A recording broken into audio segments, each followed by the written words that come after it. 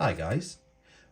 Well, you may not know, but I don't actually own any stock apart from the locomotives for the Garden Railway, so I needed to build something and I wanted something quick and easy. Luckily, I bumped into Binnie Engineering at the Llangollen Garden Railway Festival and picked up these. They were in a special offer for the show, so I had £5 off, which was very nice, but they're pretty affordable anyway. These are the Hudson tippers at the back. Then I decided to get some just frames and also frames with the end bit of the frames. My plan for these ones is I'm going to be 3D printing some details. So I think I should just crack on and get these built up because I'm really looking forward to weathering them. Okay, so the first thing you want to do is actually get these parts off the spurs. Now I'm using a knife, but you can use spur cutters, which I think I do have, but I think they're with my jigsaw, which I can't find, so we have to look for that. Obviously, I'm not cutting them as close as you would think I was going to. You can see that little bit at the edge, but that's okay. Because when you've got all your parts off, then the next thing to do is tidy them up. Now, I'm using a file here. I've cut off as much as I dare to without starting to hack into the part.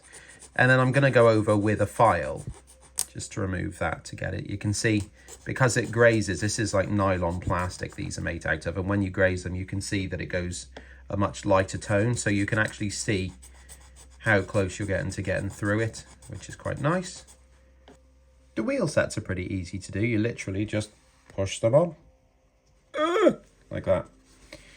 Obviously I'm strong, a strong Welshman, apparently with an accent, which I don't think you can hear, but there we go. I'm not actually going to gauge these correctly right now because I can't be bothered because I can't find my wheel gauge. But when I do, I'm just going to drop a little bit of super glue on the inside of there, and it will keep them on forever. Gluing the parts on isn't exactly taxing either, and I'm going to use super glue for most of this build. It does say that you can use super glue for most of this build, so I should be okay. Right, where's my hand? There. That goes in there. Ta-da. On the bucket itself. If you didn't see that, which you should do, that's obviously got like little holes, and then the other part, where is it? There. Has little dimples as well. So it's very hard to not line that up correctly. You can feel them slot in. You can really feel it. The rest of the build is pretty much exactly the same. I'm going to do some glue there and some glue there. I'm going to stick some bits there and there in a minute. Can't do as much as I talk. There we go. So, there.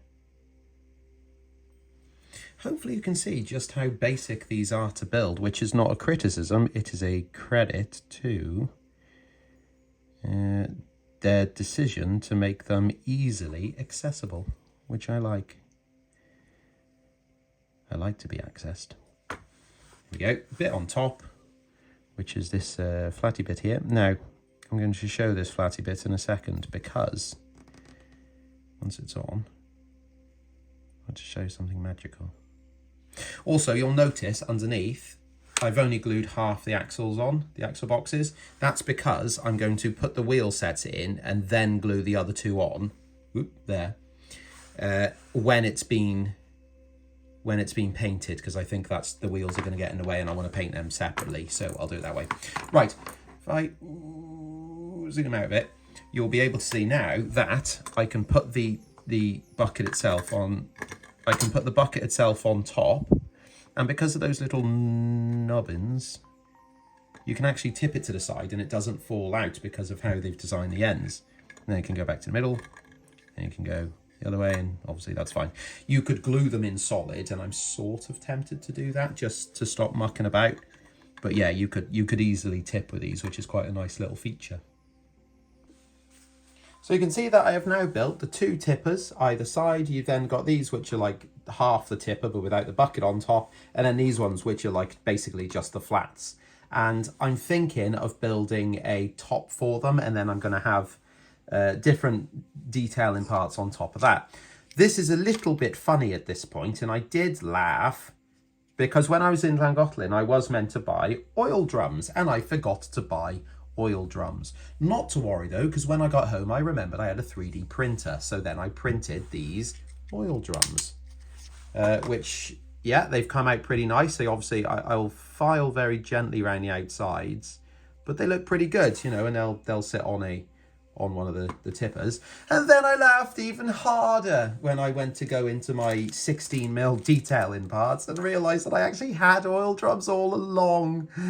These were from Binnie Engineering that I got in the Welshpool exhibition, and these are obviously nicer than the ones I printed. They're very, very smooth. They also say diesel on top.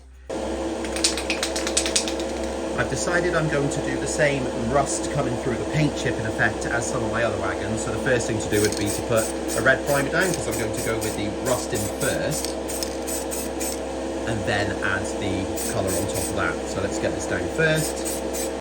And I think I've mentioned this before on the channel, but this red primer looks very orange on camera, but it isn't, it's red. So I'm going over now with, well, I thought it'd be a rust colour to give it rust, so I found this colour called rust, which seems to work well. It's a lovely rusty orange. So because I want to do a chipping effect on this, now the paint has dried, the next coat is actually going to be hairspray.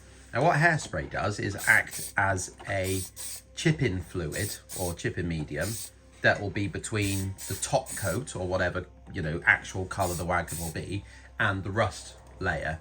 And as you aggravate it with water, it will reactivate that hairspray and it will remove the paint above it but not below it. So you'll see the rust through. You'll see that in a second. Anyway, I don't know why I'm even saying it now.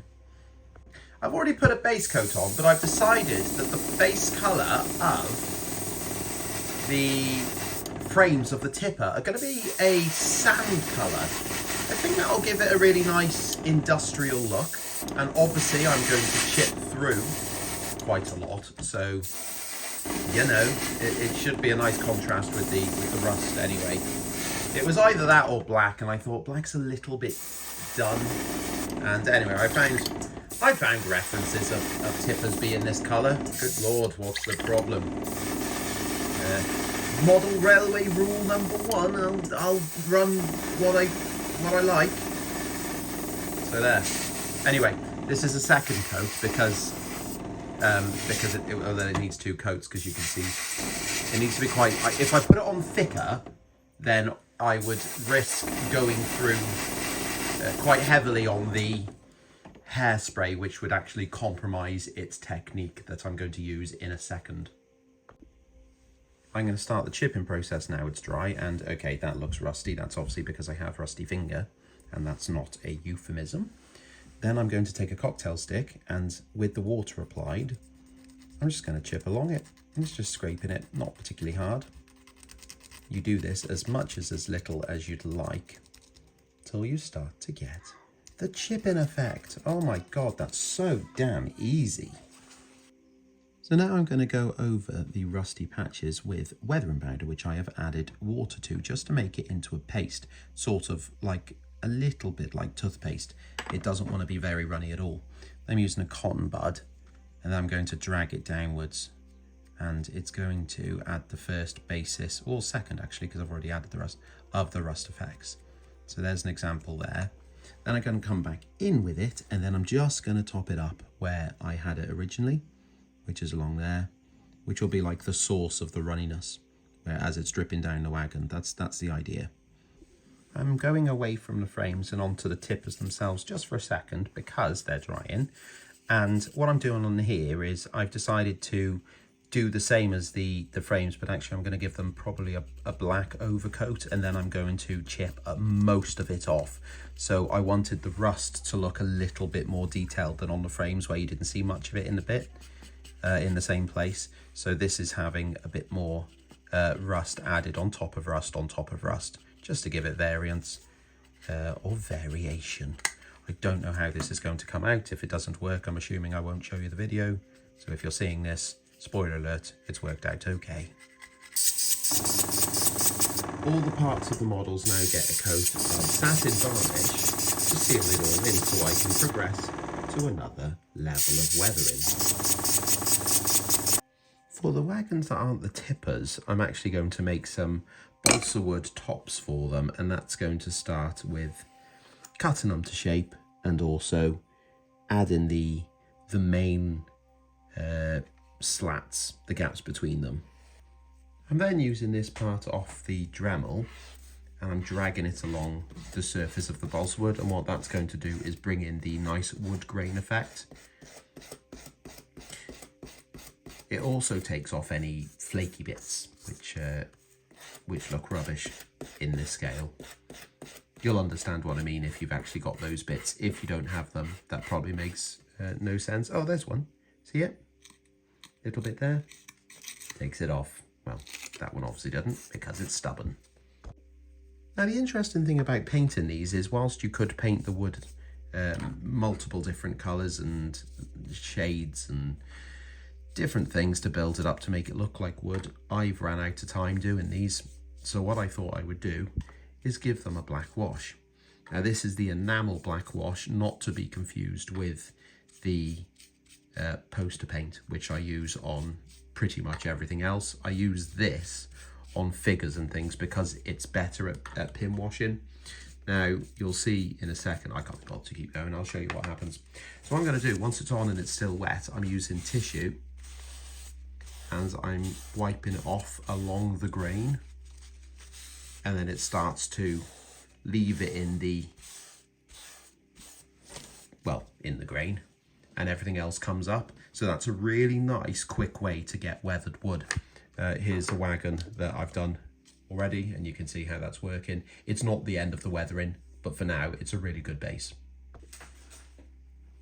The beauty of doing it like this is you apply the black, leave it to dry, come back with a damp cotton bud and wet the parts that you want to take off, bit of toilet paper, give her a wipe, and there we go. You can see how I mean, this whole wagon probably only took about 3 or 4 minutes to do, and I'm not really careful of where I'm going with it. Like around there, for example, I'm jabbing it into there, and that will dry like that and give it a really nice, dirty, not kept look.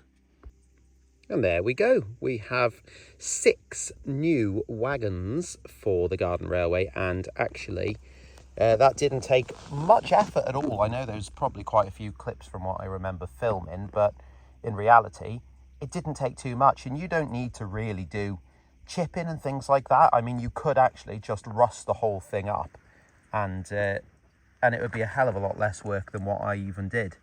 So they're really nice kits. I didn't have to do much to them to make them look tidy, and they're incredibly smooth. Like inside the tippers, for example, you know, there's no nasty marks or flashing or anything like these kits. What do you think, Roops? Brilliant.